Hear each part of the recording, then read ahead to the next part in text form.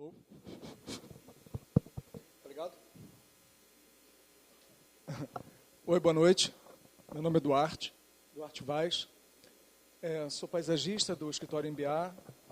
Tem aqui meu sócio, Pierre Martin, também paisagista. Parte da minha equipe também está aqui presente. Entre eles está aqui a Helena Gepete, que está ali, aquela loura de cabelos cacheados. Palmas para ela, porque eu gosto de vê-la vermelha.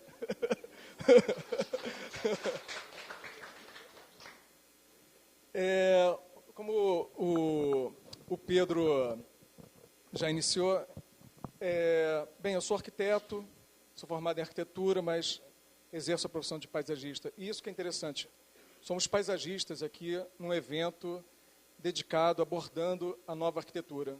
É sobre isso que a gente vai falar hoje. Mas antes, rapidamente, a gente vai apresentar uma breve trajetória dos principais sócios, eu e PR, que criamos o escritório.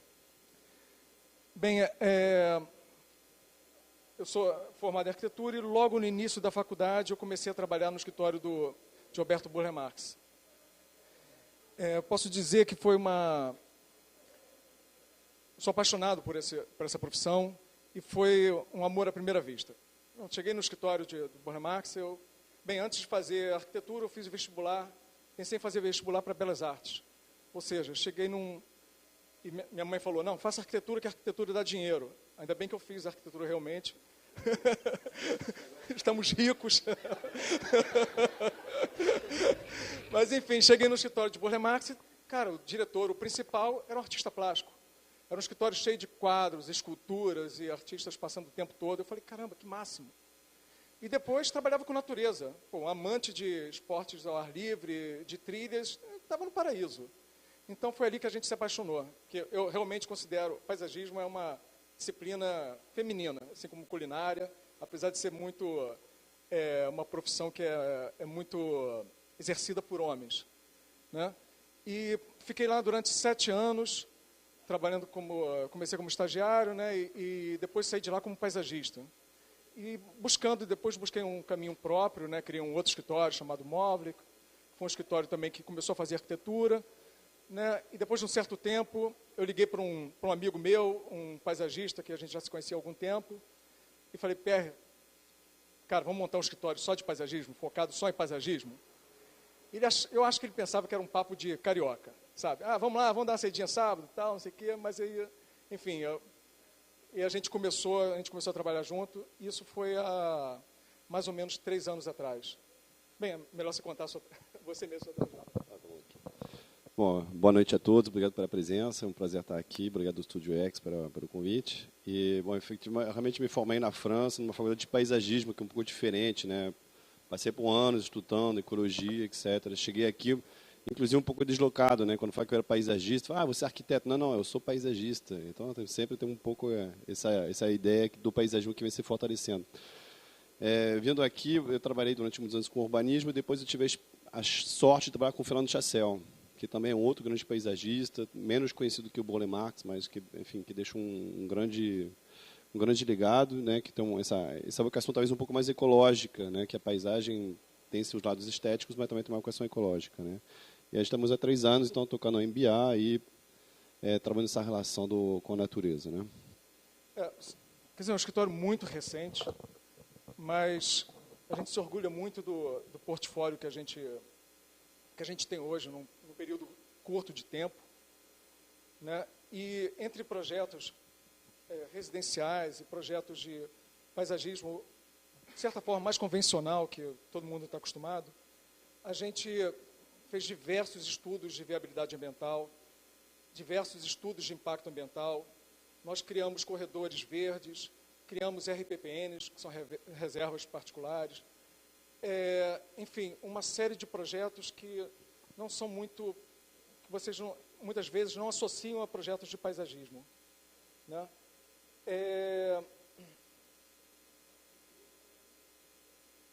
Muitas vezes as pessoas, na maioria das vezes eu posso dizer que os projetos de paisagismo, que as pessoas entendem como projeto de paisagismo tudo aquilo que é verde, tudo aquilo que está na superfície, né? É uma linda composição de vegetação, espaços agradáveis, espelhos d'água, coisas do tipo. Não que essas coisas não estejam presentes nos nossos projetos, mas eu acredito que o que há de mais significativo e mais importante em nossos trabalhos é o entendimento, a consideração que temos às questões, às funções ambientais. Nós recuperamos rios, nós evitamos erosões, nós restauramos florestas, enfim, uma série de trabalhos e de programas e de escalas totalmente diferentes, mas em todos esses projetos, estão inseridas questões ambientais, em todos os projetos. E, bem, isso não seria possível se a gente não tivesse uma equipe afiadíssima. E nós temos muito orgulho de que a gente tem uma equipe realmente muito bem preparada e grande parte, por isso que estão esses mapas aqui, grande parte não veio aqui veio da Europa, onde tem escolas de paisagismo tradicionais e escolas fortes de paisagismo. O PR veio de uma delas, né? E o que nos agrega muito, né? Isso até a gente lamenta, porque a gente tem, todos sabem que a gente tem uma escola de paisagismo aqui no Rio de Janeiro que é muito fraca, né? Gostaríamos até, somos professores, gostaríamos até de um dia poder contribuir para que esse ensino seja melhor, né? Não só a equipe, nós temos também, claro, para a gente fazer todos esses trabalhos que a gente estava relacionando aqui, a gente não consegue fazer sozinho. A gente tem uma equipe de consultores, biólogos, botânicos, ornitólogos, geógrafos, enfim, uma série de profissionais que compartilham conosco de visões bem particulares, visões, às vezes, muito específicas, que nos enriquece sempre, a cada trabalho, né? E isso nos credencia para fazer esses projetos de cunho um pouco mais ambiental, né? Estamos aqui esse é um dos exemplos, é um projeto que foi a criação de uma RPPN em Minas Gerais. Se vocês encontrarem o PR aqui, por favor, apontem. É aquele cera. E, bem, se o nosso trabalho ele é diferente, é diferente também o nosso processo de trabalho. A forma como a gente trabalha, em geral, muitas vezes, os arquitetos chamam a gente para visitar o terreno junto com eles, ou até antes deles. De certa forma, é uma inversão do que costumava acontecer antigamente, né? Nessas visitas, a gente cria mapas de risco, de potencialidades. Nós municiamos os arquitetos com informações sobre as restrições ambientais, as restrições legais. Enfim, nós formamos uma série de informações que muitas vezes até agregam eles características para a formação de uma estratégia de negócio ou até para a conceituação do próprio projeto. E, bem, a gente trabalha com grandes escritórios aqui no Brasil, que é Fournier, Bernardo Jacobsen, Miguel, enfim, vários outros que a gente pode listar, e outros escritórios também internacionais. E todos eles têm algumas características que a gente considera comuns. Bem, a gente pode listar aqui mais 10, mas a gente lembrou de 3 aqui que a gente vai passar. Uma delas é a simplicidade. Não quer dizer que a complexidade seja ruim, não é essa a questão. Quando a gente toca aqui na questão da simplicidade, a gente está querendo se referir mais a foco, né? A entender qual é o objeto principal daquele projeto e dessa forma a gente consegue se concentrar naquela questão e tudo aquilo que é supérfluo a gente reconsidera, a gente revê se isso é importante ou não. A simplicidade também tem a ver com custo, né? Como somos paisagistas, a gente está sempre atento a desperdícios. Por exemplo, isso aqui é importante para o projeto? Não, então tira fora, né? E simplicidade, aí já é uma questão de gosto pessoal. Temos um maior apreço pelo design um pouco mais simples, quer dizer, simplório, mas formas mais simples, nem por isso menos ricas. Um segundo ponto é uma visão sistêmica, ou seja, uma visão holística. Isso para nós, geógrafos, paisagistas, isso para a gente, não sei se para vocês isso é facilmente percebido, mas para nós tudo e todas as criaturas nesses planetas estão conectadas. De alguma forma estão conectadas. E teses como essas foram usadas por empresas como essas daqui. Eles estão cientes dessas questões. No mundo, os fenômenos sociais, ambientais, psicológicos até, todos eles, de alguma forma, têm uma interdependência. Então, para entender isso, a gente precisa de uma visão ecológica, que é uma visão mais holística, que é a visão cartesiana, que normalmente é entendida, não atende. E, é claro, meio ambiente, preocupação com o meio ambiente. Esses escritórios com que a gente costuma trabalhar, todos eles têm a questão do meio ambiente como uma das questões mais importantes do projeto. Se não é só uma preocupação, muitas vezes isso está inserido na própria estratégia do projeto, no próprio conceito do projeto. Bem, vocês podem pensar, não é óbvio um paisagista se preocupar com o meio ambiente? Sim, eu acredito que sim. O nome do nosso escritório é MBA, Paisagens e Ecossistemas. A gente diz que daqui a 10 anos a gente quer tirar o ecossistemas e que isso seja entendido por todos, que não preciso explicar que a gente faz paisagismo e meio ambiente, que essas coisas estão totalmente interligadas. Mas você pode também fazer um paisagismo que seja totalmente insustentável ambientalmente. Né? Com licença, sério, mas aquele gramado, né, não é para ser, não é um restauro florestal, mas um exemplo, um gramado é um plantio que não é um plantio sustentável, sabe disso, né? É claro que para um estádio, isso é uma... o estádio pede uma coisa dessa, né? Mas nós, paisagistas, podemos fazer altas besteiras até numa simples residência. Né? A inserção de vegetação exótica, ou que isso aí não é uma... Não é que sejamos radicais, mas isso muitas vezes pode, ao invés de atrair a fauna, podemos até afastá-la, podemos, dessa forma também, criar uma manutenção que seja muito, muito cara, enfim. O paisagismo também pode ser não ecológico.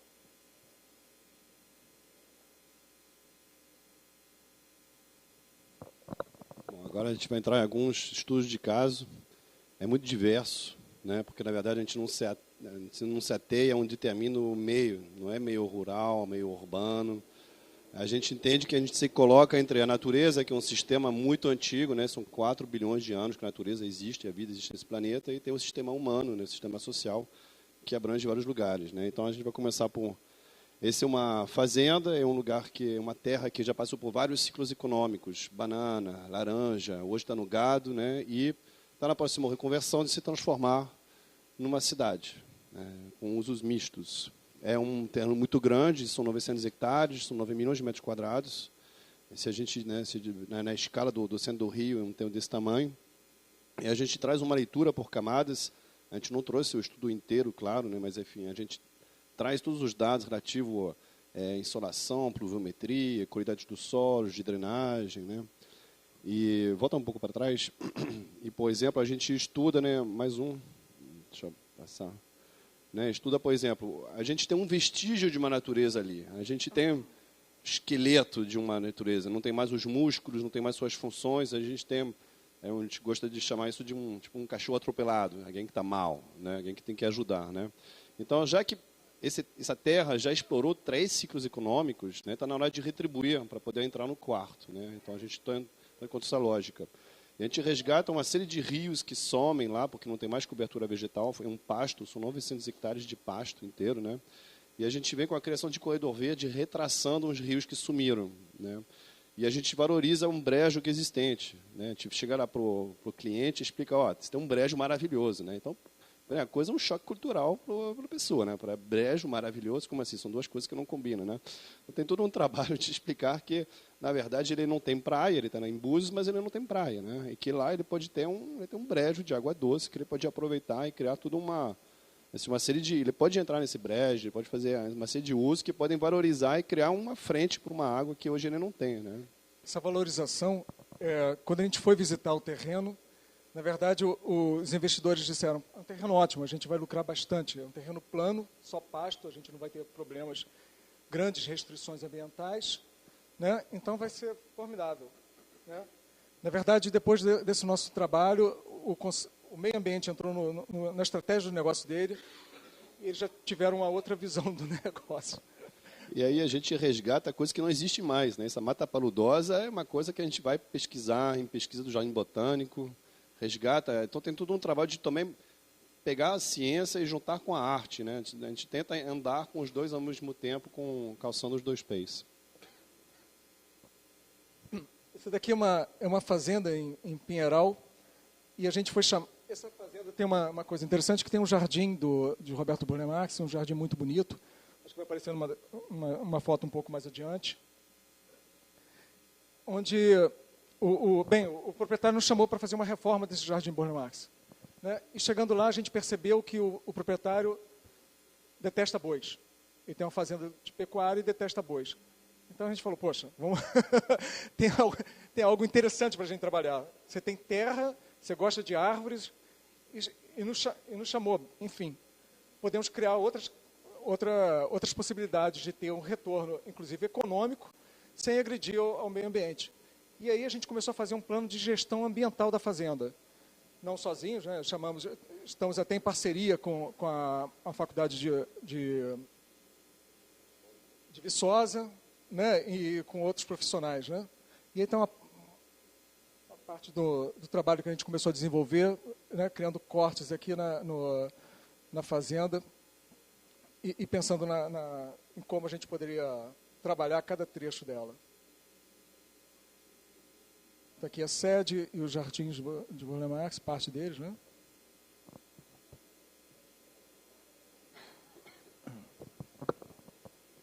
Bom, recentemente a gente foi chamado para dar continuidade ao estudo preliminar que foi elaborado pela ICON, né, que ganhou o concurso do Parque Olímpico, né? A gente já tinha feito o concurso do Parque Olímpico com outra equipe, uma equipe chinesa, que foi super interessante de se estudar, um pessoal muito fera em infraestrutura verde, assim, a gente aprendeu muito. E agora, assim, foi uma grande surpresa para a gente ser chamado. A gente deu um preço acreditando que a gente nunca ia ser chamado. E a gente está com esse desafio que é incrível, porque tem prazos e a gente tem certeza que vai ser executado, porque, seja na arquitetura ou na paisagem, a gente sempre faz um monte de projetos que muitas vezes acabam no papel, né? E a gente está trabalhando na faixa mais de proteção, que aí é restauro ecológico, não é um parque, um jardim do jeito que a gente conhece, né? É uma coisa muito mais natural. A gente trabalha com ecossistema, a gente trabalha com biólogos, com geólogos, tem questão de substrato, tem um aterro que tem que desaterrar, tem toda uma certa complicação, mas é muito interessante porque tem um prazo muito curto, tem um desafio, uma gestão de obra enlouquecida, porque vai ter que ser uma obra 24 horas, provavelmente isso aqui vai chegar pela própria lagoa, porque não vai ter conchego por cima, enfim. É muito interessante e a gente consegue, enfim, a gente sente que a gente foi chamado porque justamente a gente tem esse know-how de ecossistemas, de restauro, que ainda muitos paisagistas não se focam nessa questão. A gente começou a trabalhar com restauro histórico de parques históricos, esse é o Parque Lage aqui, faz uns 3 anos atrás. A gente fez o primeiro trabalho com a Secretaria de Cultura, com a Campo, que é um outro escritório da Nova Arquitetura. E foi engraçado, porque a gente fez todo um trabalho de pesquisa e acabou que, fazendo o restauro, né, a gente acabou virando especialista em restauro histórico, que não era nem um foco nosso, nem um vislumbre, é uma coisa apaixonante, porque a gente descobre muitas histórias. A história do casal Lage aqui, por exemplo, é muito engraçada, são realmente pessoas muito interessantes. Então, a gente começa com um trabalho de levantamento, aqui um levantamento florístico do que tem no lugar, que em si a gente achou, pô, mas para que a gente vai mexer? Olha a planta baixa, que coisa linda, para que a gente vai alterar isso aqui, está tão bonito. E a gente vem propondo, aí a gente resgata culturas, né, porque o jardim romântico é bem ou mal uma cultura importada ainda no Brasil, como muitos aspectos culturais que a gente tem. A gente traz, por exemplo, a ideia das cadeiras que tem no Jardim de Luxemburgo, por exemplo, que é um mobiliário mais solto, que você pode aproveitar dentro desse jardim. Incorpora, atrás desse grande jardim vertical, tem uma parede de contenção monstruosa que foi inserida em maneira emergencial no meio do parque. A gente faz uma mediação com a infraestrutura que chegou sem pensar que estava no jardim histórico e tentar integrar esses elementos que estão aqui dentro. Além dos trabalhos assim, práticos e pragmáticos, que tem nota fiscal, contrato, etc., a gente tem alguns trabalhos que são mais teóricos, que são mais umas provocações para refletir um pouco sobre como que a cidade vem sido feita. Esse é um artigo que foi escrito por um site americano, que se chama Natureza na Cidade, que estuda a ecologia da cidade, não a ecologia na cidade, a ecologia da cidade. A cidade hoje é um ecossistema, é o nosso ecossistema, 80% dos brasileiros moram em cidade, e refletir sobre um pouco nossos parques, quais são as funções que eles têm e como que a gente podia transformar eles. Por exemplo, esse é o Rio Carioca, que dá o nome ao cidadão carioca, que é muito importante para a cidade, que passa, depois de uma estação de tratamento de esgoto, né, que é um tratamento miserável para um rio, e como que a gente podia incorporar ele dentro de uma nova lógica. A gente tem feito um projeto de corredor verde dentro da cidade, também com a ASMAC, com o do meio ambiente da cidade, propondo incorporar as últimas áreas naturais que ainda estão sobrevivendo no meio da Barra, que não estão muito propícias à ocupação. A gente vê o que aconteceu lá na Vila do Pão, né? As estradas que caem, um solo turfoso, muito frágil, né? E como incorporar isso aqui numa gestão também naquela lógica. Isso aí é uma frente para o verde, alguma coisa que valoriza, ao final das contas, e que pode ter uma serve de serviços por cima, como circulação, ciclovias, né, todas essas funções biológicas, hidrológicas, curatórias, sociais e metabólicas, e não ser, né, aquela visão do paisagem, que a paisagem é um jardim bonito, é alguma coisa estética. Não, é uma coisa muito funcional, a natureza é extremamente funcional, e a gente procura ser também muito funcional nisso. Então, as imagens. Isso aqui é um projeto com a Adolfo Fournier, numa área ecológica muito sensível, Arraial do Cabo, é a APA de Maçambaba, é um lugar muito complicado, onde tem, assim, depois da abertura da ponte, a ocupação da região dos lagos foi muito rápido por conta da infraestrutura de transporte, né? Então, a gente vem com uma proposta de ocupar o menos possível, né, as áreas que já sofreram alguma alteração para poder manter aquilo lá dentro da pressão social que tem de ocupação desses territórios de maneira informal. Então, são hotéis, aí você vê, né, não sei se esse é o nosso paisagismo, é um trabalho com arrestinho, com as espécies locais, né, não tem gramado, por exemplo, isso daqui. O gramado é muito consumidor de água, né, aproveitando o recado, né, ele consome muita gasolina também. Né, chove, faz sol e você está lá podando o tempo todo. Se para jogar bola é ótimo, se para namorar é ótimo, se para fazer piquenique é ótimo. Se não pode pisar na grama, não faz sentido. Vamos botar outra coisa que não precisa ser podada permanentemente. Né? Pode passar. Esse aqui, volta um. Eu acho que deve ter uma setinha aqui para apertar num canto. E aí a gente também trabalha com alguma coisa muito urbana, muito pequena. Né? A gente vai passar de 9 mil metros quadrados para 8 metros quadrados. Né? A gente consegue multiplicar por 1 milhão as questões de trabalho. É alguma coisa muito engraçada. E a gente mesmo fazendo aqui o Jardim Vertical, o primeiro que a gente testou, essa é uma outra frente que o escritório vem tendo. Né? A gente faz isso muito rápido. Né? Vocês estão vendo? E assim, a gente fez os primeiros testes, a gente testou uma técnica que, na verdade, do Patrick Blanc, que é um francês que ficou estudando as espécies que cresciam em cima de rios, etc. E, dentro das funções, a gente foi testando. Esse é o primeiro que a gente fez, então, ele tem um pouco na nossa cara, ele é muito misturado, é muita planta nativa.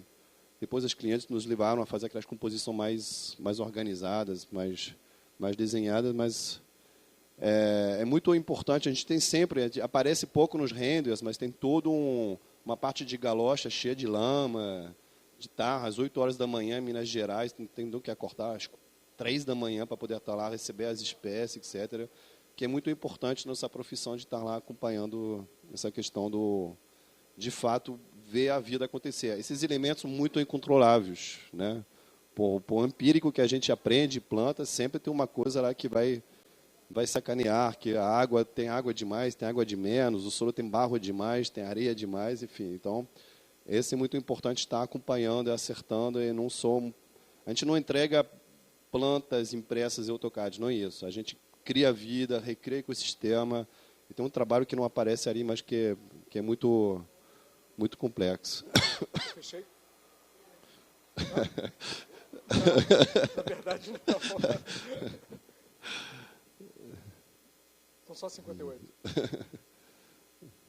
De repente tem Isso aqui é para vocês lembrarem de tudo que a gente falou. a gente faz um revival. Do que a gente não falou também.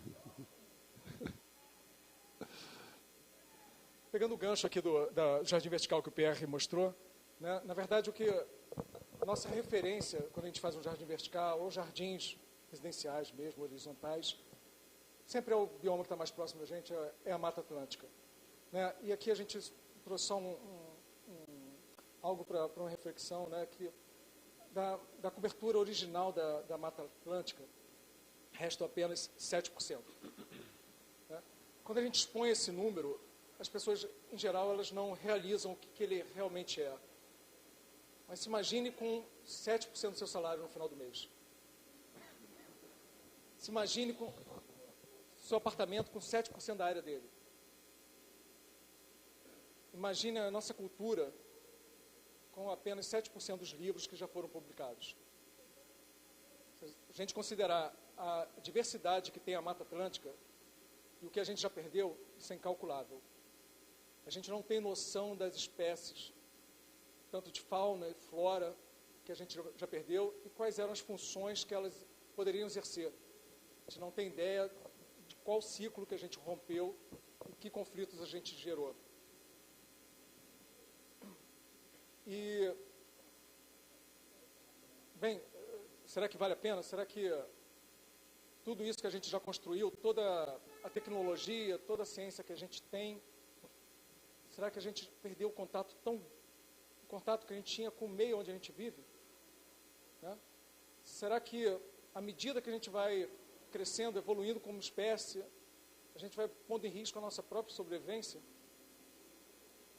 Bem, a gente acredita que uma das soluções passa por aproximar o homem à natureza. E a escolha do nome Embiá não foi à toa. Embiá, na verdade, é Mibiá, que é um subgrupo dos índios Guarani. E eu acho que a gente tem muito a aprender com os índios. Em geral, a gente fala muito sobre as coisas que eles não têm. Tecnologia, carro, iPhone. Né? Mas a gente tem que lembrar das coisas que eles têm também. Um índio, por exemplo, ao contrário de nós, raras vezes constrói perto de rios. Ora, no rio tem mosquito, no rio tem onça, e o rio, o tempo todo, ele se transforma. Os índios raramente deixam a sua aldeia crescer um certo número de habitantes. Depois que passam 250, 300 habitantes, eles se subdividem e vão pressionar outro território. Eles sabem que se mantiverem aquele número de indivíduos, aquilo vai ser insustentável.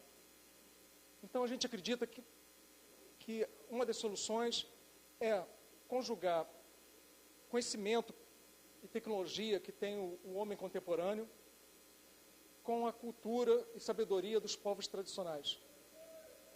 E com isso a gente consegue algo próximo do que eu estava falando antes, dessa aproximação do homem e natureza.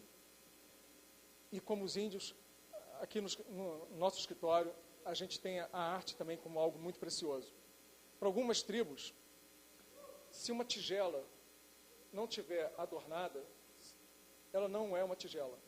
Se aquele cesto não tiver aquele grafismo que todos nós conhecemos, na verdade, ele não é um cesto realmente.